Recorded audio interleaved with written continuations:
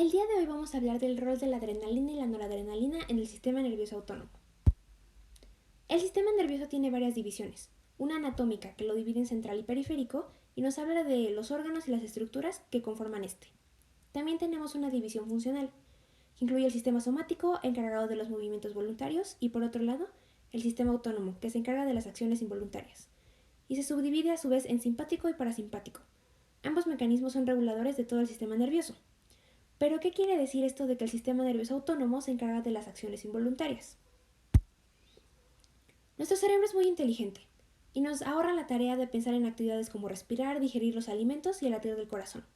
Es por eso que se le llama autónomo, porque es capaz de actuar por su cuenta y controla muchísimas funciones corporales y una de las más importantes es el mecanismo de lucha y huida. Este mecanismo nos dice algo muy importante. El miedo no es algo malo. Sentir miedo es simplemente un mecanismo fisiológico que nos permite reaccionar ante el peligro, para huir de alguna situación o luchar frente a ella, con el fin de ayudarnos a sobrevivir ante la adversidad. En esta imagen que vemos aquí, vemos una representación del sistema nervioso simpático y parasimpático.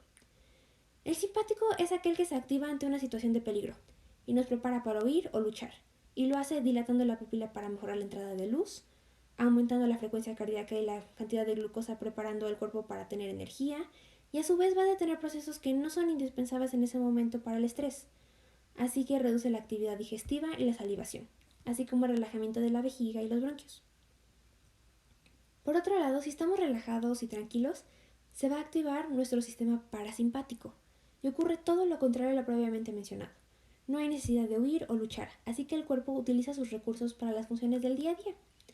Comienza a aumentar la actividad digestiva, contrae la vejiga para inducir la salida de orina, nuestra frecuencia cardíaca se va a reducir y la pupila estará en miosis. Todos estos procesos se regulan por muchos mecanismos, pero uno de los más importantes es el rol de la adrenalina y la noradrenalina. Cuando pensamos en sentir adrenalina, lo primero que se nos viene a la mente son situaciones emocionantes o que nos asustan, y no está nada alejado de la realidad. Estas sustancias tienen funciones diversas y complejas en el cuerpo humano, que hacen que nuestro sistema nervioso responda ante todo tipo de cambios por estrés, como vimos anteriormente. La adrenalina y la noradrenalina también se les puede llamar epinefrina o norepinefrina, y son neurotransmisores, pero también pueden ser considerados hormonas. Cuando estas sustancias se producen en las glándulas suprarrenales va a actuar como hormona, y por otro lado, como neurotransmisor cuando actúa en el sistema nervioso central, el cual es sintetizado en el núcleo cerúleo del sistema nervioso central. Bioquímicamente, estos neurotransmisores se les va a llamar catecolaminas, y surgen a partir de una proteína que se llama tirosina, y va a pasar por muchos procesos enzimáticos, los cuales vemos aquí, y se va a generar eventualmente dopamina, luego norepinefrina y al final epinefrina, o sea, adrenalina.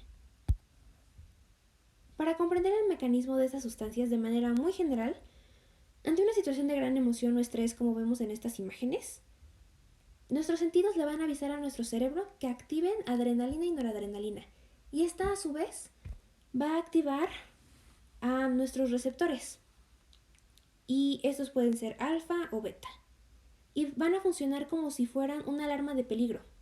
Entonces así va a desencadenar reacciones para el sistema nervioso simpático y haciendo lo que ya previamente mencionamos, aumento de la frecuencia cardíaca, dilatación pupilar, etc.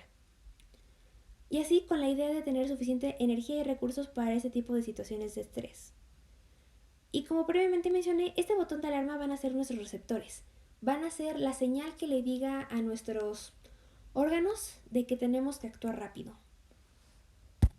Todas las neuronas tienen receptores para recibir neurotransmisores como lo son la adrenalina y la noradrenalina. Y cuando se estimulan estos receptores permiten que se dé el estímulo de nuestro sistema simpático. En el caso de la adrenalina y la noradrenalina son muchos receptores y tienen diversas funciones, pero para simplificarlo lo podemos dividir en alfa y beta. Como podemos ver en la tabla, los alfa 1 van a servir para contraer las arterias, dilatar las pupilas y aumentar la frecuencia cardíaca. Podríamos decir que principalmente tiene una actividad simpática. El alfa 2 es un poquito más parasimpático. Le va a avisar a nuestro cuerpo que se active todas las funciones parasimpáticas y podemos decir que por lo general es inhibitorio, pero también puede tener funciones simpáticas dependiendo de su blanco. Por otro lado, los beta 1 van a tener una actividad simpática muy importante en el corazón, ya que hace que lata fuerte y rápido. Eso es lo que significa inotrópico y cronotrópico. Y también los beta 2 van a tener la función de relajación bronquial, entre otras funciones. En esta tabla también podemos ver que están todos los mecanismos intracelulares por los cuales funcionan estos receptores. Y también vienen aquí algunos medicamentos. ¿Pero por qué?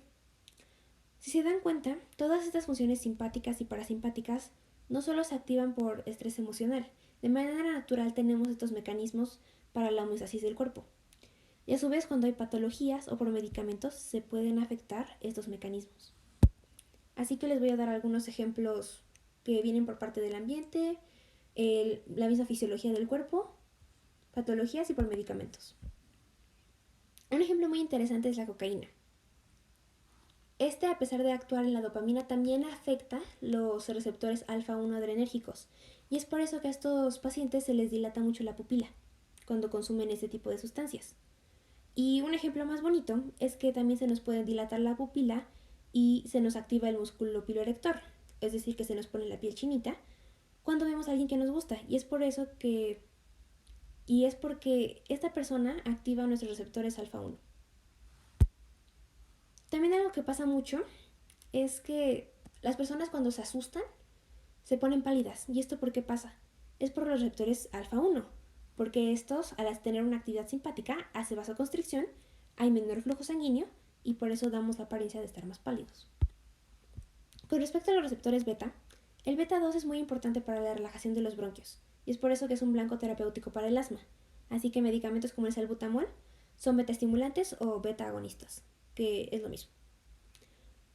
Y por otro lado, en la hipertensión se usan medicamentos como el propanolol, porque es un medicamento que bloquea los receptores beta. Ya sabemos que los receptores beta tienen una función de vasoconstricción. Entonces, al bloquear estos receptores, vamos a reducir la vasoconstricción y por ende vamos a bajar la tensión arterial. Con respecto a la dieta, cuando estamos en ayuno, los receptores beta van a aumentar el glucagón, permitiendo que haya gluconeogénesis, y así vamos a aumentar la glucosa en sangre. Y así hay muchísimos ejemplos de cómo puede funcionar estos receptores. Así que para cerrar, el sistema nervioso simpático y parasimpático son mecanismos que nos permiten mantener a nuestro cuerpo en equilibrio.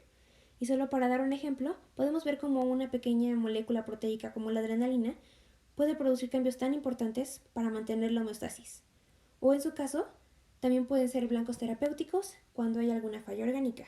Y es por eso que este tema es tan importante para todos los estudiantes de ciencias de la salud hoy en día.